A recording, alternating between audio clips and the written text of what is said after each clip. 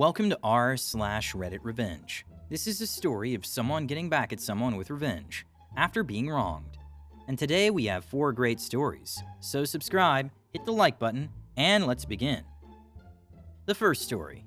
Frustrated by their inconsiderate roommates who refused to split the high electricity bill due to their constant use of AC, a couple left and took all their furniture, leaving the culprits without basic necessities.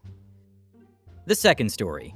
Waitress faced an irate customer picking up a phone order, but turned the tables when she realized the customer worked for her father's company. The third story. Hostess confronted a rude customer who body-shamed her, and with a clever act and the support of regulars, she managed to embarrass the customer. The first story is, I'm not going to pay for your comfort. By some universe coincidences, me and my girlfriend ended up living with another couple in a rented house to split costs. It was a big house, so each couple would have their own bathroom, bedroom, and we shared the common places like the kitchen and the living room. The house was originally rented by a coworker, who by the time of this story was no longer in the house anymore, but all the furniture was his, and he gifted it all to me when he left. This other couple was really annoying. They would leave their dirty dishes in the sink with rotten food, and only wash them until the weekend, or leave their dog to poop all over the house. One time, the guy was cooking in a torn-out shorts and his underwear was very visible. This was really uncomfortable to my girl.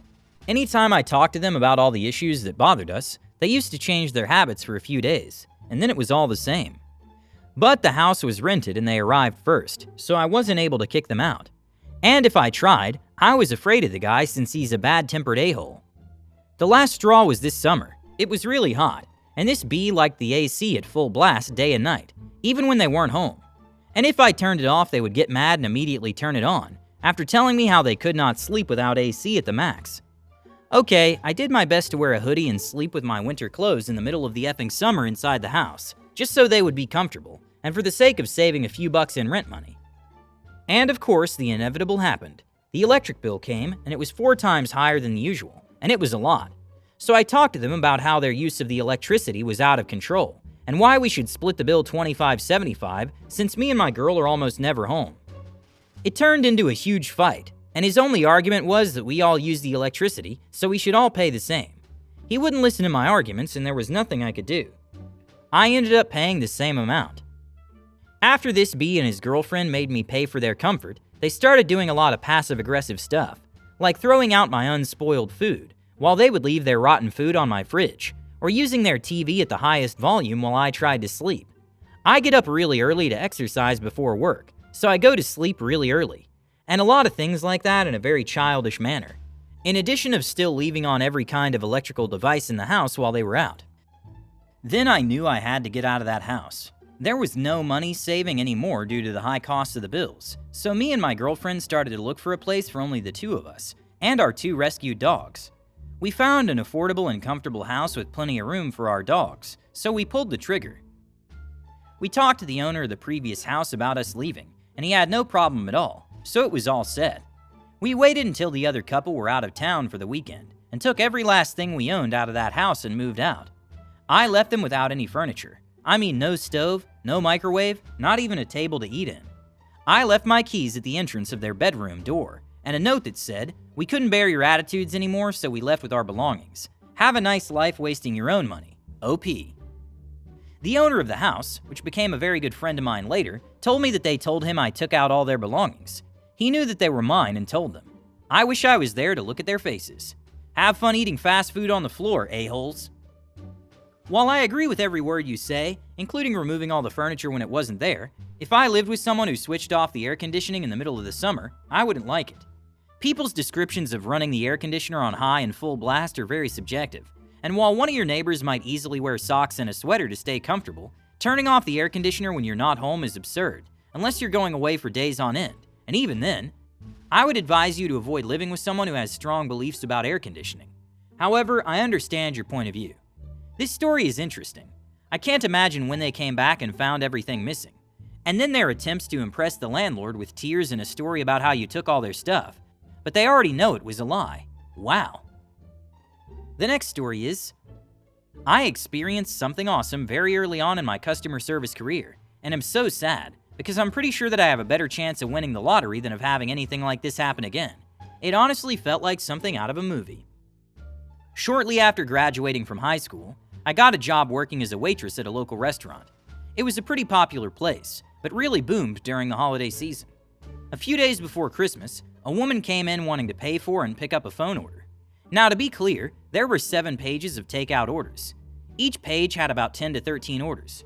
I asked for the name on the order, and she gives me 3, saying that she isn't sure who placed the order and she's just in charge of picking it up. I look through each page and find a few matches. None are the correct order, though. As I reach the last page, I tell her that we don't have any more orders with those names and ask if there's another that it might be under. At this point, she's visibly annoyed and gives me another 2 that it might be under.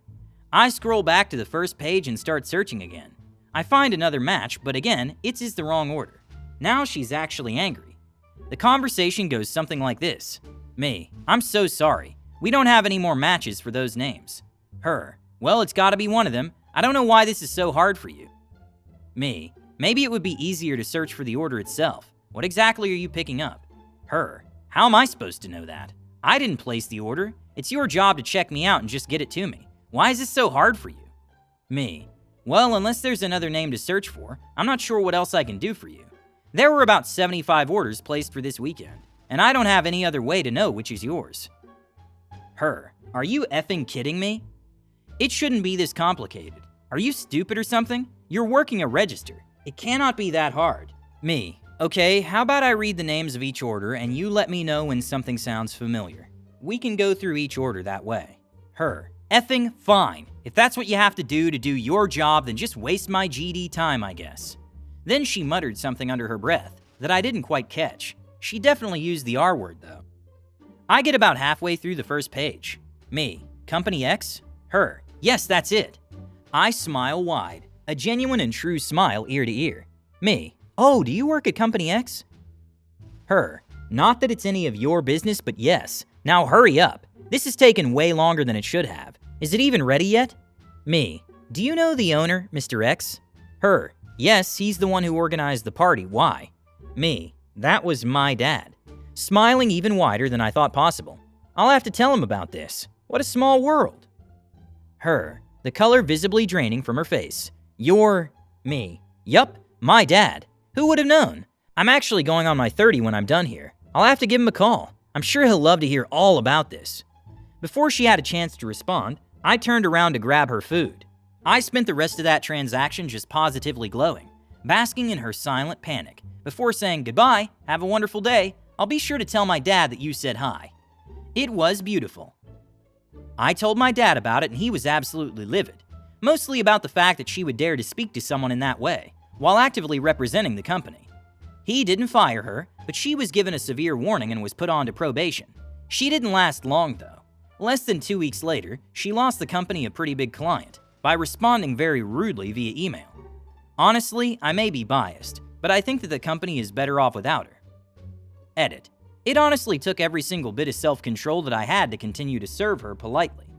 I know that customer service isn't everyone's dream job, and it can definitely suck sometimes, like it did in the middle of my post, and most incidents don't have even a fraction of the outcome. But I take a lot of pride in it. I love what I do, about 97% of the time. I don't mean to sound conceited, but I'm also good at what I do. Very good. But it was hard that day. She definitely tested my patience. Then boom, a gift from the universe delivered right into my lap. My motto for interacting with employees who do their job well is, why not make this person happy through your own positive influence, rather than causing them negative feelings and worsening their mood.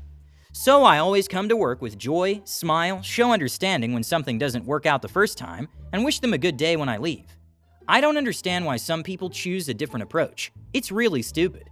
They don't seem to understand that being rude or causing negative emotions to employees who A. provide transportation services for you or your goods, B. prepare or serve you food, C. deliver your mail is absolutely wrong. The story I read was very nice. It's good for her that she got what she deserved. I mean, she was literally given a second chance at work, and she lost it by being herself over email. And whatever new job she got, I'm sure she behaved the same way there. The third story is, body shame me at my workplace? I'll make sure you get hated for it. A few months ago was another regular day at my job as hostess on a breakfast restaurant. I'm a person who's on the heavier side. My complexion doesn't help, as I have a lot of muscle mass and overall my physical aspect looks somewhere between curvy and chubby. My uniform was just a good pair of jeans, sneakers, and a polo shirt with the restaurant's logo. The polo had to be tucked in our jeans during service. It wasn't the most flattering way to use the shirt for me, as it made my belly pooch stand out, but I really didn't have a problem with that, and neither my workmates or clients. It was a Sunday, a busy day for the restaurant, in which we had a list of about 45 minutes to 1 hour and 15 minutes. That day, the cleaning lady didn't come to work as she was sick, so the chore of cleaning and organizing clutter and menus was on the hostesses. We were walking full speed through the restaurant, and it was a really warm day. As a result, I started sweating, and it was kinda noticeable. When I had a table ready for the next people on the list, I went to the podium with the register notebook to call them when a lady that was registered, but wasn't her turn yet, approached and asked me how her turn was going. I told her that there were still about 8 tables before her, and she didn't like that number, and as any hostess has experience, she started with the talking of, "Can't you make the line move faster? My family and I are hungry. You're lazy and working slowly." To which I just explained that we were working as fast as we could, and that the waiting time was merely subject to how fast the clients left. Not due to waiting for the drinks or dishes, mostly on how long they overstayed on the table. And she didn't like that either, because she even started raising her voice, telling me things along the lines of, "Listen to me, piggy. You're working slowly because of how fat you are. You can't even do your job without sweating like the obese person you are." And what lit the light bulb on my head? Maybe if you lost weight, you wouldn't be so effing slow and actually do your job decently. At that point, we had all the attention from all the clients in the waiting area, which were a lot, and regulars that have appreciation for me due to how I had treated them as long as I'd been there. This is where the petty thing starts. I got on character and started to make myself have a bit of a teary eyes, and told her that I would love to lose weight because I just wanted to do things more easily and wanted to get rid of my insecurities. But that it would have to stay as a fantasy, because I had hypothyroidism, which is not true, and that didn't allow me to lose weight even if I was on a strict diet and a rigorous workout plan. I let 1 or 2 tears slip from my eyes as I spoke. The regulars started to get angry at her for how she treated me, and she started to say all kinds of things to her to the point in which she had to leave and drag her family with her due to embarrassment. I got taken to the manager's office to calm down a bit, and just 5 minutes later I was out and resumed my work. It felt nice for her to get embarrassed for shaming someone about things they can't change that easily and quickly, and overall things that are not wrong at all. And for everyone that struggles with weight loss and actually has hypothyroidism, it's okay if the progress is not what you expect. You can't help it, and what you do to take care of yourself is always good. So don't let anyone shame you for something like that. Little edit. For people that say that there are not really long-lasting consequences, my manager doesn't take our well-being as a joke, and has banned people from both branch restaurants for verbal violence such as this, as we have the name and first-last name of the client on the register that can be used to identify if the person ever comes back. She's one of the 2 persons that we could call the police on for showing up at any of the 2 restaurants. Your success in overcoming a phobia indicates that you've conquered your fear of certain things. This success also paves the way for others who may be in a similar situation and inspires them to fight their fears. Now the person you defeated will think twice before using this technique again. You did it well. Hit the like button to support the channel, and have a good day.